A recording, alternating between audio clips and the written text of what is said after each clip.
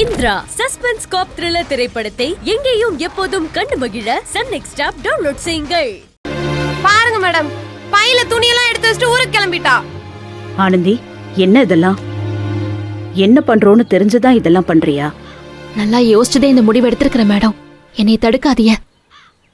இது யோசிச்சு எடுத்த முடிவு மாதிரி தெரியல ஆனந்தி. ஒரு விரக்தியில முட்டாள்தனமா எடுத்த முடிவா தெரியுது. இங்க பாரு ஆனந்தி, நான் சொல்றத கேளு. அவசரப்பட்டு இங்கிருந்து ஊருக்கு கிளம்பி போயிட்டா இந்த பிரச்சனை தீராது, இன்னும் மோசமாதான் ஆகும். கொஞ்சம் பொறுமையா இரு. எல்லாத்தையும் கொஞ்சம் கொஞ்சமா சமாளிச்சுக்கலாம். முதல்ல பேக் எல்லாம் எடுத்து வச்சுட்டு ஒழுங்கா வேலைக்கு போற வழியை பரப்போ. இல்ல மேடம், தயவு செஞ்சு என்னை தடுக்காதீங்க. என் பிரச்சனையால ஊர்ல என் அப்பா அம்மா மானம்லாம் போய் என் அக்கா வாழ்க்கை கெட்டு போய் நிக்குதேந்தே நான் இந்த ஊருக்கே வந்தேன். நான் இங்க வந்த பிறகு என் பிரச்சனைய காரணமா வச்சு ஆளாளுக்கு அவங்க வாழ்க்கையில பிரச்சனை வர்றது பார்க்கும் போது எனக்கு ரொம்ப பயமா இருக்குது. நான் இங்க இருந்தா என் அக்காவோட வாழ்க்கை மட்டும் இல்ல, அன்போட வாழ்க்கை, மகேஷரோட வாழ்க்கைன்னு பல பேரோட வாழ்க்கை வீணா போயிரும் போல இருக்குது. அப்படி ஒரு பாவத்தை செய்ய நான் தயாரா இல்ல. நான் ஊருக்கே போறேன், என்னை தடுக்காதீங்க. ஆனந்தி, நீ கூப்பிட்ட வார்த்தைய தட்டக்கூடாதுன்னு தான் நான் உன் கூட ஊருக்கு கிளம்பினேன். மத்தபடி நீ இங்கிருந்து போறதுல எனக்கும் விருப்பம் இல்லடி. மகேஷ் சார் அன்பு அப்படி பண்ணிருக்க கூடாதுதான். அது தப்பான்னு கேட்டா அது தப்புதான், அது பிரச்சனை தான். ஆனா அதுக்கு பயந்து நீ இங்கிருந்து ஊருக்கு போனா நாளைக்கு ஊர்ல வேற மாதிரி பிரச்சனை வரும். அப்பா அம்மாவுக்கு அதனால சங்கடம் வரும். அப்ப அங்கிருந்து எங்கடி ஓடுவோம்? அன்பு மகேஷ் சார் பிரச்சனையை பேசி சரி பண்ணிக்கலாம். அதை விட்டுட்டு நாம இங்கிருந்து ஊருக்கு போறதால அந்த பிரச்சனை தீந்துரும்னு எனக்கு தோணல. ஐயோ அக்கா, என்னைய நீ உன் குடும்பத்துக்காக சுயநலமா இருக்கிற, அதுக்கு மத்தவங்க குடும்பத்தை ஏன் அழிக்கிறேன்னு எல்லாரும் பேச ஆரம்பிச்சிட்டாங்க. அதனால கெட்டவங்க சொல்லிருந்தா கூட பரவாயில்ல, நல்லவங்க வாயில இருந்து அந்த வார்த்தை வரும்போது எனக்கு மனசுக்கு கஷ்டமா இருக்குதுக்கா. நல்லவங்களா சாபம் கொடுத்தா அது கண்டிப்பா பழிச்சிரும். இனிமே எனக்கு சாபம் வேணாம்க்கா.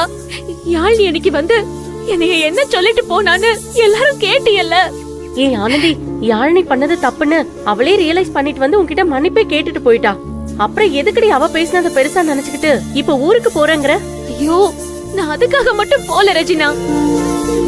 தெய்வம் மாதிரி இருந்த மகேஷ் சாரு இன்னைக்கு ஒரு கொலைகார வேஷத்துல நிக்கிறாரு.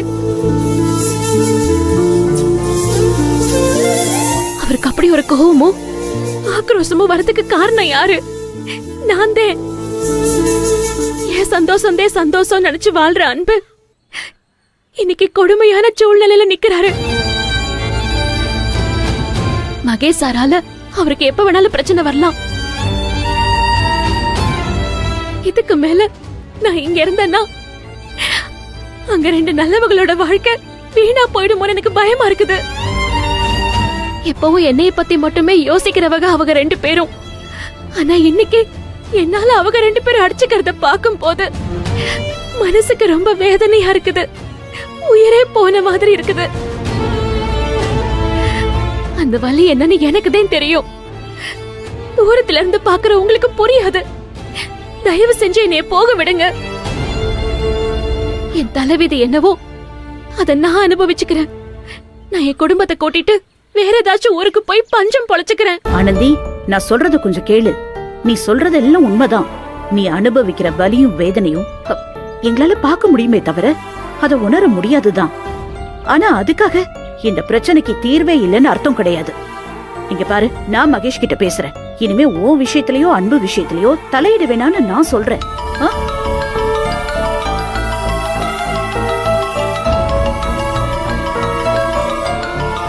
செக்யூரிட்டி அண்ணனே கூப்பிடுறாரு. தனபால் அண்ணே. அம்மா ஆனந்தி, உன்னை பார்க்க மகேஷ் சார் வந்திருக்காருமா. மகேஷ் சார் வந்திருக்காரா? இப்ப எதுக்கு இங்க வந்திருக்காரு? அண்ணே அண்ணே, நான் இல்லன்னு சொல்லிருங்கண்ணே. சொல்ல முடியாதுமா, நீ மேலதான் இருக்கன்னு சொல்லிட்டேன். வார்டன் மேடம் ரூம்ல தான் உட்கார வச்சிருக்கேன்.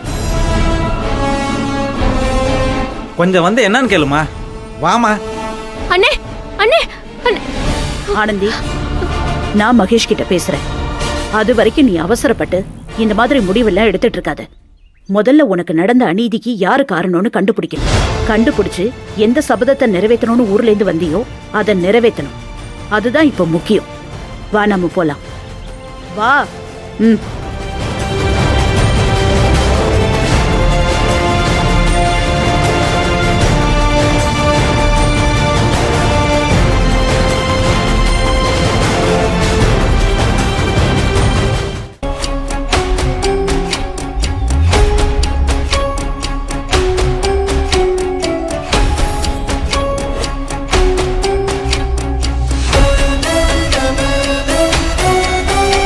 என்ன மன்னிச்சிரு ஆனந்தி.